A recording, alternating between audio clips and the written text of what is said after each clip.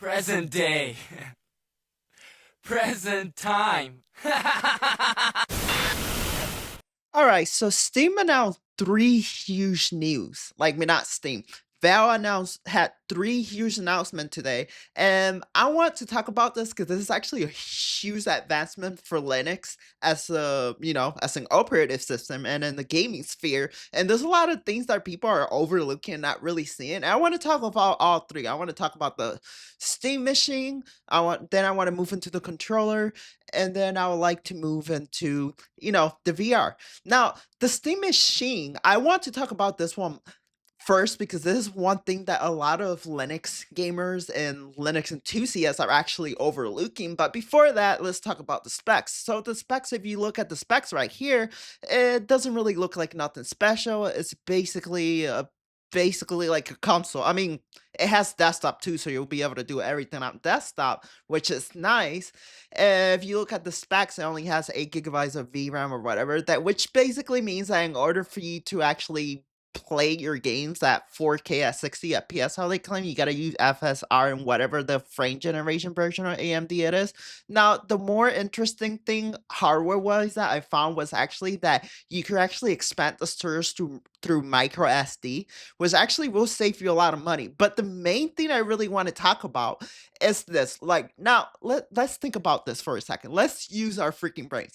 Now, why is this so exciting for Linux gamers?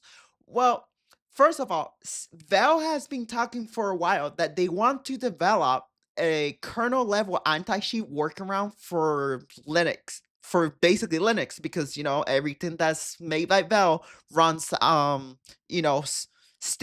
which is basically uh Linux distribution based on Arch. And this is really important because, let's be honest, Valve wouldn't just drop a console that can't run kernel level anti-cheat. Like, they wouldn't just drop that much money knowing that people wouldn't buy it. And that's one of the holdbacks, the things that are holding Linux back. I mean, Steam back with their machines and stuff. Now, why am I getting to this? Well, Valve has said over that they want to develop this freaking, this they want to develop a workaround for kernel level anti-cheat, which this means that it usually means that the kernel level anti-cheat is most likely going to come, and usually after that they're going to introduce it to Linux machines or Linux desktop, and everyone will be able to play kernel level anti-cheats you know on Linux, which is one of the things that actually holds people from moving to it, even though it's made like stupid dumb easy now.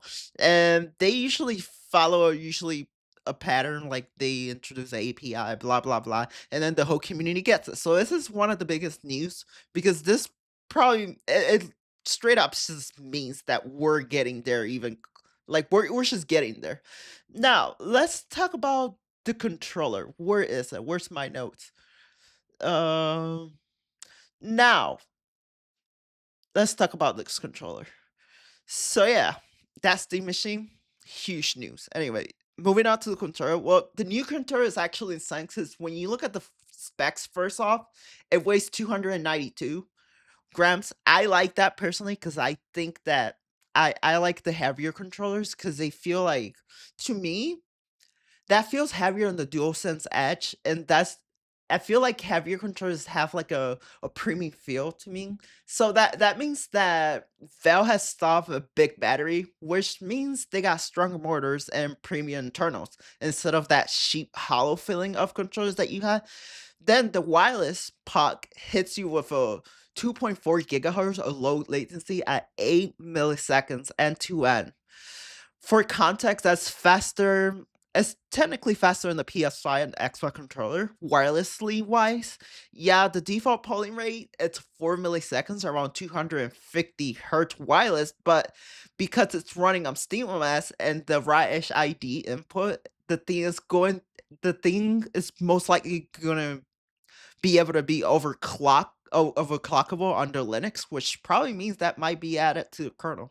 So it'll be like a high-end mouse on Linux, which is that's really nice.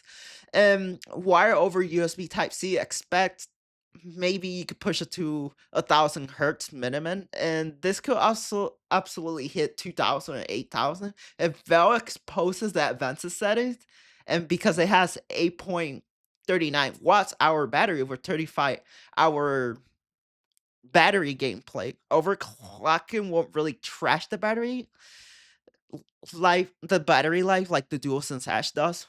Plus, you're getting a magnetic Hall effect stick with 6-axis gyro, 4 high output haptic motors, capac and a grip sensor. That's actually pretty cool for your fingers, so it's gonna be able to detect exactly how your fingers are, that like, with the track pad, so even, like, light pressure, that's actually kinda cool. I also like how the triggers are kinda, like, in the side, that looks really comfortable. The previous controller, I knew what they were going for, but that controller did not feel comfortable. This one actually feels really comfortable, and, like, it'll fit right in my hand. So, basically a high MPC input in disguise as a gamepad.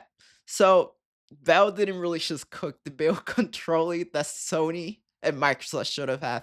Now I'm really interested in this controller. I think this controller is actually gonna make competition with this DualSense Edge. I'm telling you, and it's going to be compatible with every game under Steam. So that's fucking crazy, to be honest. And, some people are overlooking this controller thing because it's not only about the speed. If it was the speed, it was something else. But you got magnetic Halifax sticks, like the newest tech that Sony and Microsoft is pretty much lacking on other controllers. So this pretty much prevents stick drift. So that's like next level tech. And it comes with the magnetic charger thing, the little puck thing that they say it will come with. Now, this is like this this is like next level controller, and I could tell that they actually want to compete, and I could really honestly tell you this controller will definitely compete even in the competitive sphere, especially if it lets you overclock it, and it's all gonna be under Linux. Like 6-axis gyro, full high output haptic motor, capacitive grip sensor and 2 trackpads for pressure sensitive clicks. So basically, it's going to work like a mouse. That's what I'm freaking hearing. Like, they're not just cooking, like, they're really pushing. So Valve pretty much is did a triple headshot kill right here. They really they really want to fuck competition up. They destroyed 3 competitions in the market, or they're going to. Like, holy shit. Now, let's talk about as the VR. So they're about to drop the most advanced VR headset we've ever seen, and people are ready for this. This isn't just a Quest competitor. It's about taking the index and jumping into 2 generations ahead. We're talking about a full PC class VR with no base stations. Like, in other words, you're not gonna have to have a host to be able to play all your games. All your games are just going to be compatible. No matter what game you have, it's going to be compatible, and it's gonna be baked into SteamOS, which means that Meta can't fucking do that shady stuff that they do. So Gabe basically stopped a fucking cock. Oh, fucking sucks mouth.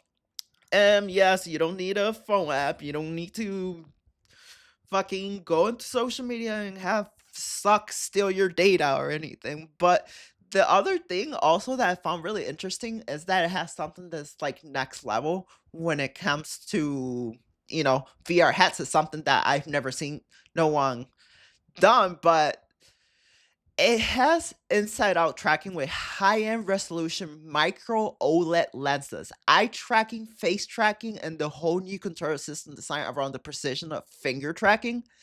Like, so they took the technology that they had for the controller, all that new shit, and they put it into the VR. What the fuck? I used to actually be a VR gamer. I used to actually play a lot of VR games, and they took VR gaming to the next level. Now, Meta has been struggling with making a good VR because people have been mad about it for like years and years, and they fucking suck, basically. So, this is something that the Quest can't do, and PSVR 2 wishes it could. And if they pair this with the Steam Machine, however, and kernel-level architecture, oh my god, this is gonna, like, destroy. I mean, okay, maybe it's not. This def. Oh man, like You know how people joke about the year of the Linux desktop? I think this is going to be the year 2026. Or at least we're gonna get way closer because that kernel level anti-cheat, that's a big thing for me. So, anyways, that's all I had to say. I'll leave the links in the bottom in the description. You guys know what to do. If you enjoyed this video, don't forget to like, comment, and subscribe. And until next time, as always, stay spooky, stay weird, and bye.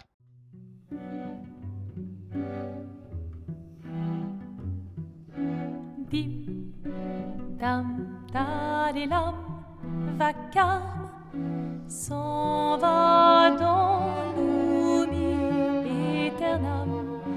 Et Gustave, dom guardeam, dilim, didididilam, lutes sera dodilom, seram. Dim, dim, da da da, dim, dim, da da da, dim.